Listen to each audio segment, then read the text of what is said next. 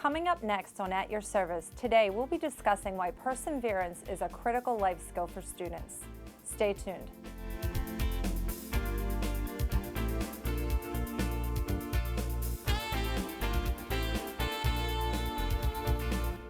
Welcome to At Your Service. Today we'll be discussing perseverance. We have two wonderful special experts that can help us discuss what critical life skills your children need to gain in the area of perseverance.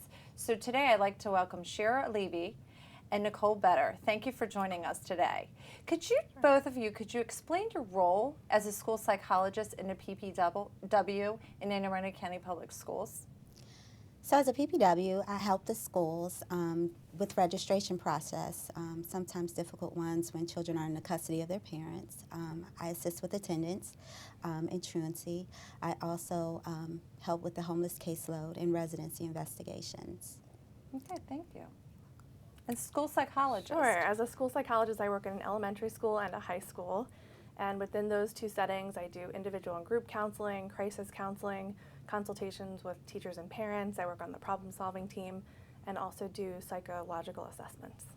So for both of you, is there a school psychologist and a PPW at every school?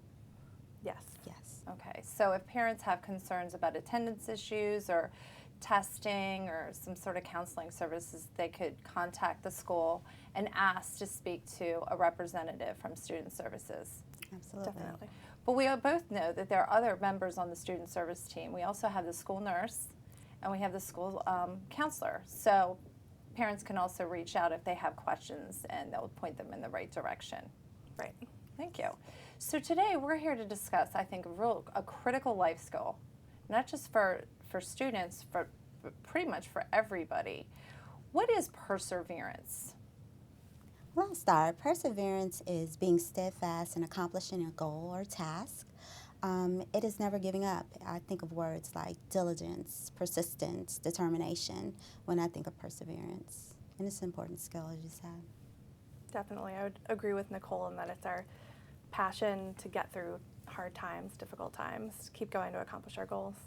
Okay, so if you have a parent looking at this program today and viewing this program, why is perseverance so important? Perseverance is just essential. It's essential for adults, it's essential for children of any age.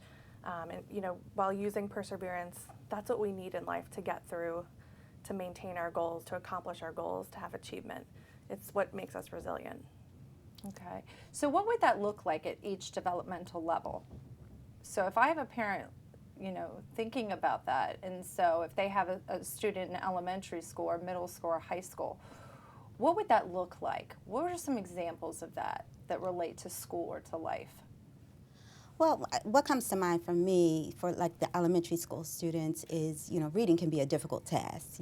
Some get it quickly and some take a little longer to get that, or their math facts. And so perseverance is just working hard on it every day, having small tasks to do and getting better every day, and knowing that success doesn't always come instantly. Sometimes it takes some hard work and a lot of patience with yourself not to get frustrated and overwhelmed with the task.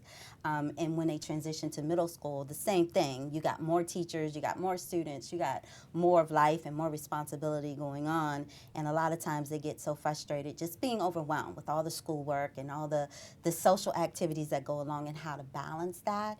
And setting goals for yourself is really important, and taking those small steps to achieve them can be tough sometimes to see the results right away. Sometimes kids just want things to happen right away. Yeah, and I mean specifically perseverance can be persevering to sit at the dinner table for 30 minutes with your family. It can be sitting down and doing homework for 15 minutes. Perseverance can also be accomplishing a goal to get into a specific college or university. So it really, even though we work in a school setting, it hits every facet of a person's life. Right.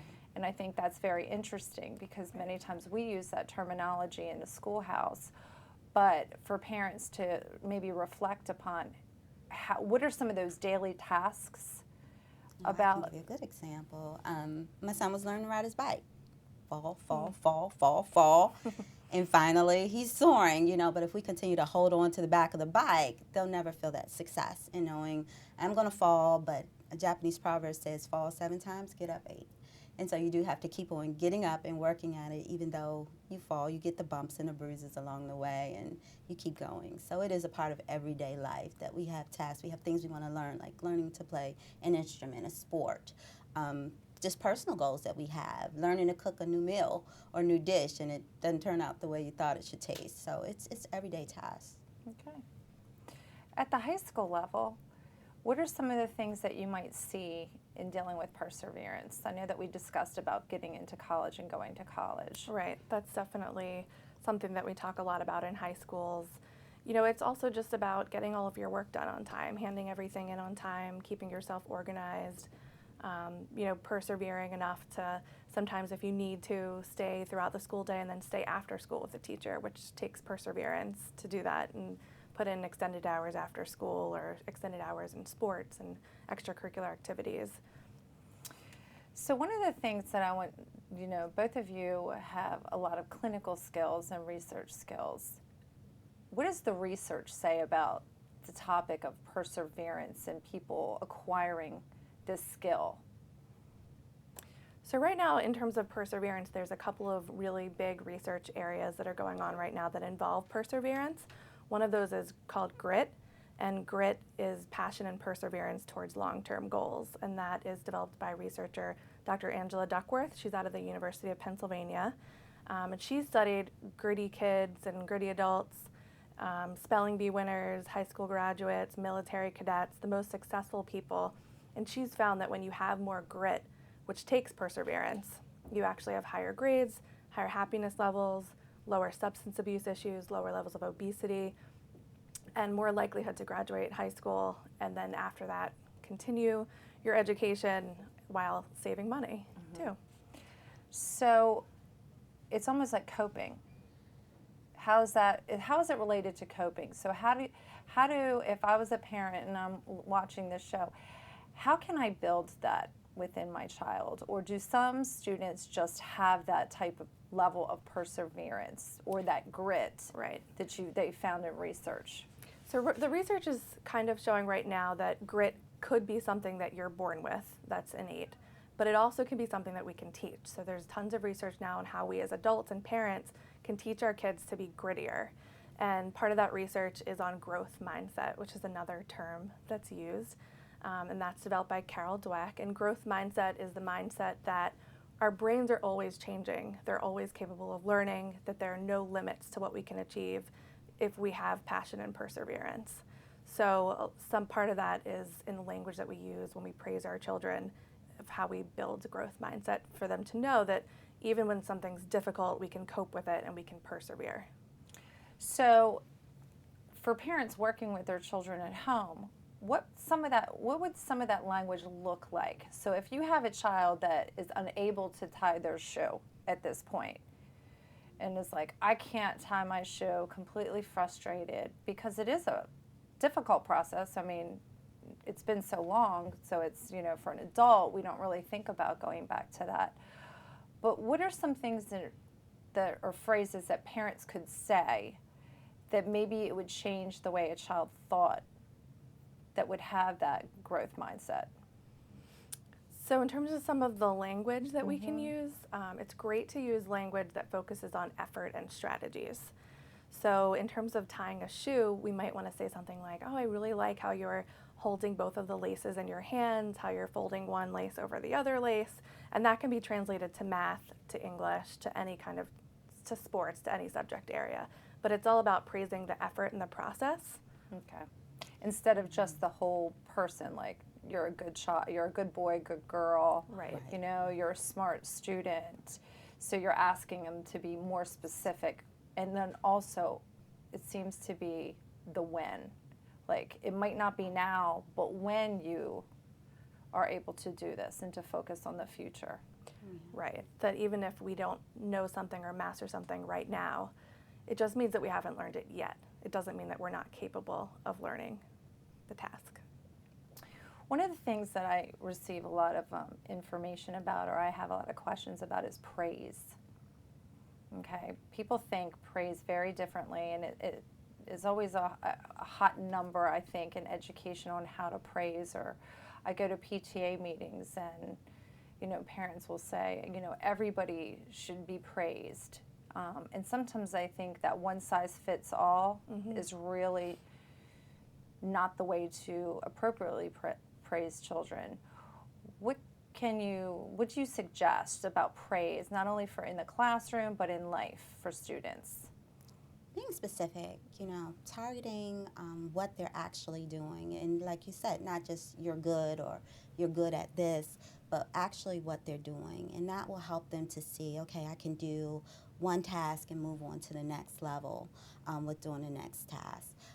So I think that we have to teach our children positive self-talk, and I did it, and I can accomplish this, and I will instead of the I can'ts, and also model that language for them. So the big thing is modeling it at home. Absolutely. And then using that positive self-talk. And so when something's difficult, to say, you know what, I'm going to try and try again until I get this. Absolutely. And so it's really critical, especially for the younger students, because you are forming and shaping the way they think and the way they feel.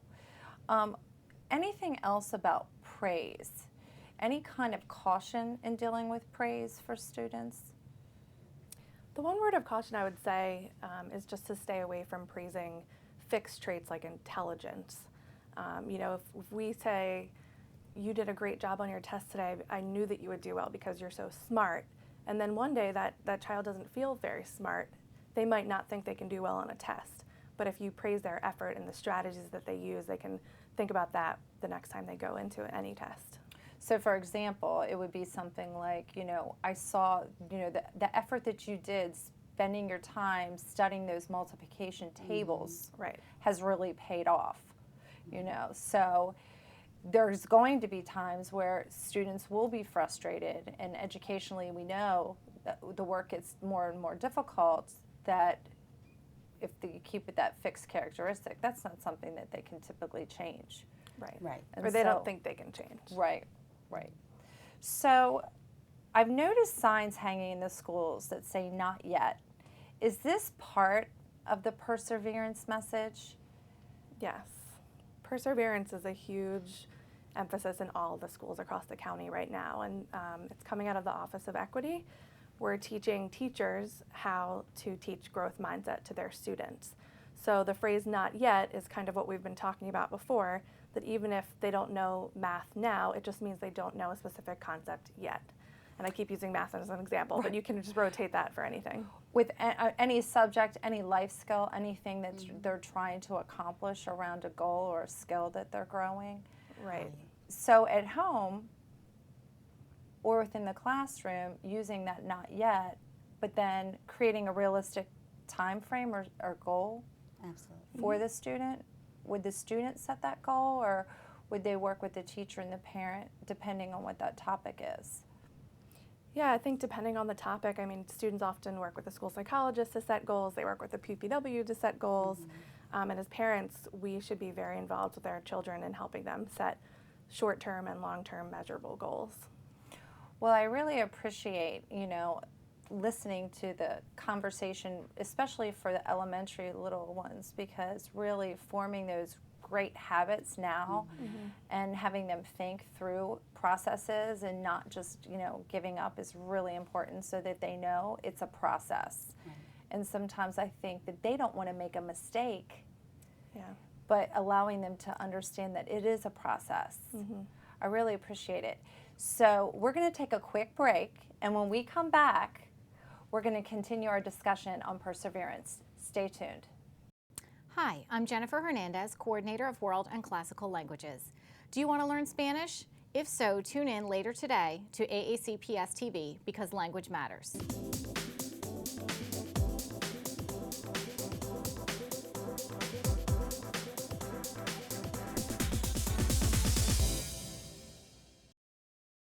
Welcome back to At Your Service. We're having a discussion about the critical life skill perseverance. Thank you.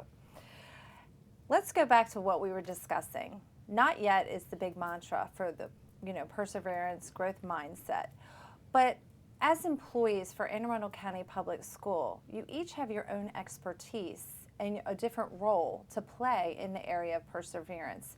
As a PPW, what is your role in working with students and families around the topic of perseverance?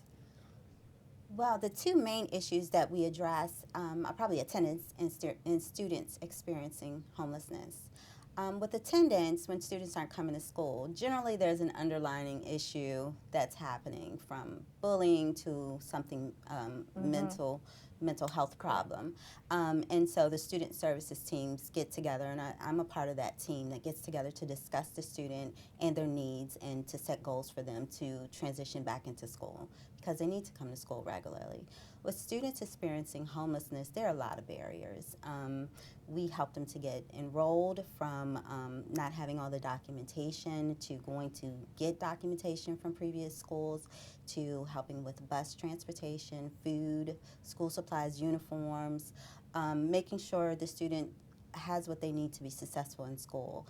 And we've also done tutoring and mentoring services, connecting them with the school community as well as outside resources for them and the families. So we try to decrease the stressors of homelessness and the barriers that could impact their achievement. So when they're at school, we want them to get involved in extracurricular activities and have flute if they want to, or dance materials, and sometimes there are fees with that are waived. So we try to do those things to help students persevere, just to focus on their studies so they don't have to worry about everything else that they might not have. So you mentioned the homeless, or we have unaccompanied youth as well, that have tremendous stressors, and perseverance is, to persevere, to come every day under such extreme circumstances. But let's say you have a student who is not homeless. What would it look like for parents when they know that maybe the problem is perseverance and it's not something else that it could be? When the problem is perseverance, well, that's connecting with the school staff, and that's when the attendance issues usually pop up. I just don't feel well, and you hear the excuses that I just don't feel well, I don't like school, and they make a lot of excuses of even just getting out the door to persevere, to get on the bus, or they miss the bus and mom and dad have gone off to work. But that's when the school team has to put their heads together and say, once they're here, we can push them. We can push them in the right direction. We can encourage them. We get people involved in their life and making sure, from teachers to the school counselor to the PPW, what's your goal? Check in with me. Let me know you're here. Let me know if you need anything. But, sometimes I think the difficult part is home, and the parents pushing them out the door, even when they have so many excuses, but not buying them, saying, no, you have to go to school. It's important, and you have to make it through this. And adolescence is tough, in particular for our middle school and high school students. They do have a lot of challenges and a lot of things that they're responsible for, and a lot of social issues that come up in the school. But again, we have to help them to push through and say it's not going to, last forever. It will get better. It will end. And giving them the tools to get through problem solving and peer conflicts and those kinds of things that our school counselors wonderfully do. Thank you. And as part of our student service team, the school psychologist, when you have students and families that are struggling with the area of perseverance, how could you help them? So a lot of time, if we're working with, let's say, the PPW at the school and we have an attendance difficulty, we meet as a team, and the school psychologist can help facilitate the team with the family, with the teachers, with the administrators, with the PPW. We could talk about what are the obstacles and barriers, like Nicole was talking about, that might be impacting the student from coming to school, and what is the best outcome in terms of setting a goal for that student if they did come to school. So sometimes we put plans into place for those students. It could be for difficulties ranging from attendance to impulse control, to completing work, to following teacher directions, to persevere through any of those tasks. We'll come up with a plan that will have a goal at the end of it for the student to achieve. Okay. So working as a team, and really if you have a parent, at home watching today, or even a child or a student, to reach out to that student service team, because it seems to me that the first thing you have to do is work as a team to discuss the situation and what is happening, but then find the root cause. Right. Like, so talk to me about some of the maybe possible root causes. I know some of them might just be they don't want to come to school, but sometimes there's some serious root causes that may be masking, some of the other things that we might not know or see. The one that most comes to mind for me, being predominantly in a middle school, is anxiety. Anxiety about the change, anxiety about classes, anxiety about too much work, anxiety about peer pressure. So a lot of that is stemmed from just stress and anxiety that they haven't gathered the tools yet to deal with the transition to middle school. Because elementary and middle school are so different, and they go from one teacher or like small group units to having how many teachers at the middle school? 6 or 7. Yeah, and being on a team. Right. So that transition. What else from the high school level or the elementary level or some things? And we talk about a little bit of anxiety, which could be part of why they are not persevering. What are some other things that maybe might be common that parents need to be aware of? Well, as you get further along in school, school does become harder. So just the academic challenge in and of itself can be very difficult for students to get used to transitioning from middle school to high school. Depending on what kind of classes you take, the more advanced classes you take, you're going to get even more challenging. And then juggling any kind of after-school activities on top of that work can be very intimidating and challenging for our students. And so they don't know how to organize all that together. Right. And manage their time management. How much time can I spend do I need to spend on my homework or a project? The extracurricular, social activities, how much time do I need to devote so I can be successful? And so what are some things that parents can do, they can set in order to help their child as they transition? Because you're right, work does get more difficult and the demands are changing and the structure of the schools are changing, going from elementary to middle high school. It looks very different. How can parents help, setting those pieces in place with the younger ones and even maybe the middle and high school if they put it into place? What are some suggestions that you have for parents? You got to start early. Middle school is too late. It's too late to say, well, you don't have any study habits, or I haven't set a time for you to help manage your time or schedule your time on top of everything else. So we really have to start young with setting the habit of getting up, going to school. We have a schedule, and you have a set study time or just time to sit back and read and relax. Take the video games and the television away and give those even little time increments that you have a certain amount of time to do that after you've handled your responsibility. But if you wait too long for middle school, they're overwhelmed. That's when the anxiety and the stress kicks in because the work is harder. They've been able to get through elementary, but now there are more demands on them and more responsibilities, and juggling those things is really, really difficult, and then transitioning to high school. So I would say setting time limits, giving them small goals and tasks, and making sure you follow through and check in on them and say, have you, being like accountable, helping them be accountable. Have you checked your work? Can I check your homework? Is it packed up? Those kinds of things, just reminders for them. And your thoughts? Yeah, I think definitely the helping our kids develop self-control in terms of and time management. So, using a timer, using goal-setting strategies that are great. When you set a goal, you want to make sure it's specific, that you can measure it, that the student can attain it, that there's a time period that's associated with the goal. So we want them to be as specific as possible.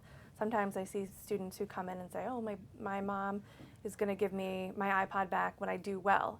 But do well is not specific enough. We need to really outline what you're trying to achieve. So make it very measurable. Yes.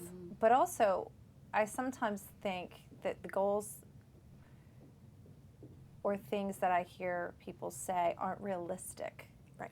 Because if you haven't been doing your homework all semester, you're not going to start it and get 100% right away. It's almost like you have to build in those steps to bolster that particular child up so that it becomes consistent. Let's talk about parenting is tough. And as people in education, we have a background and we look at student behavior, we look at cognition. But for a parent, what are some common mistakes that they might make that really reinforces a student not to become, that will not help that student persevere. It kind of, undoes what they really intended it to do.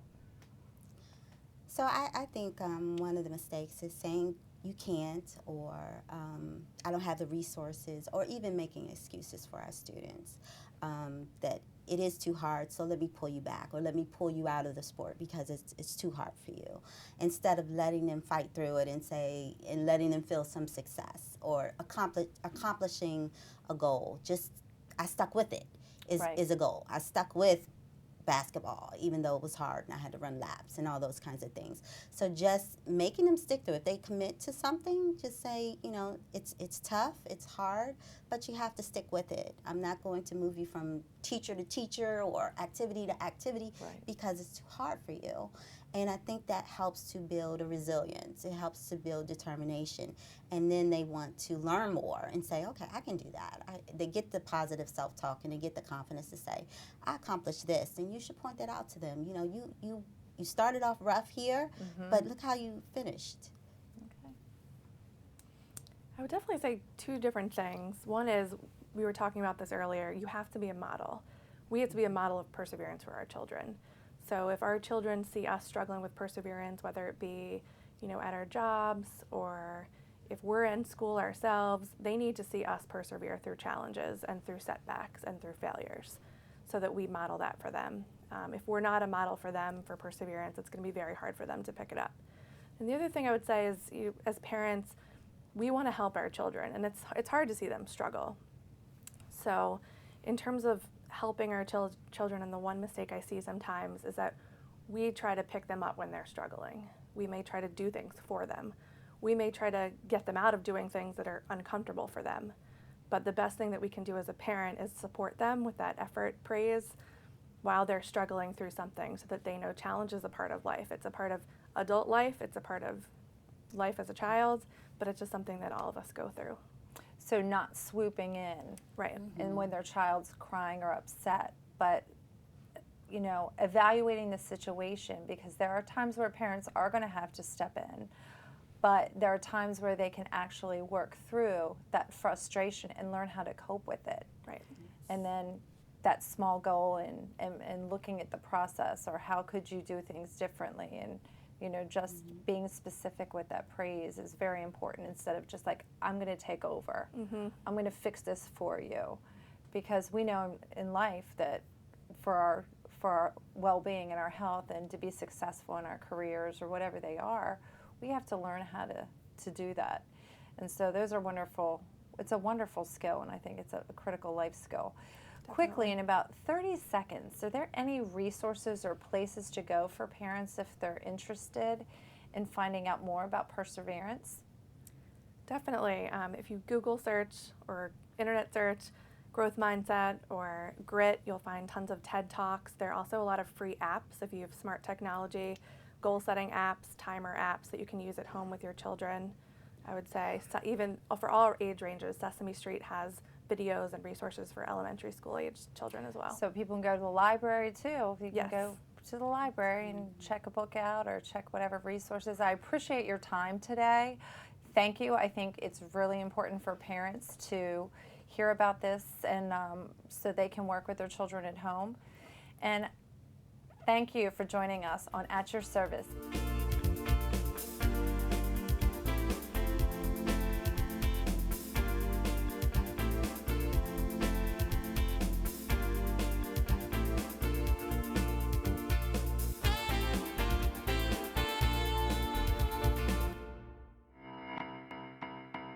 We spend lots of time online. We text, we comment, we share. It's a big part of our lives. But communicating with someone online is just like talking to them in real life.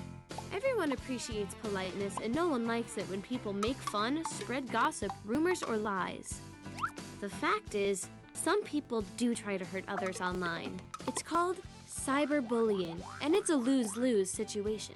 It makes the person being harassed feel bad, and it makes the bully look bad. It might lead to trouble with school authorities or even the police. If someone's harassing you online, it's important not to respond. That's because bullies are looking for a reaction. Block them if you can. Ignore them if you can't. If it continues, save the evidence and ask an adult for help. And don't be afraid to stand up for yourself or to stand up for someone else being cyberbullied. This behavior usually stops pretty quickly when someone speaks up. And when you're communicating online, remember to treat people the way you'd like to be treated. Know how to handle yourself, because being online is part of your life. So stop and think before you click.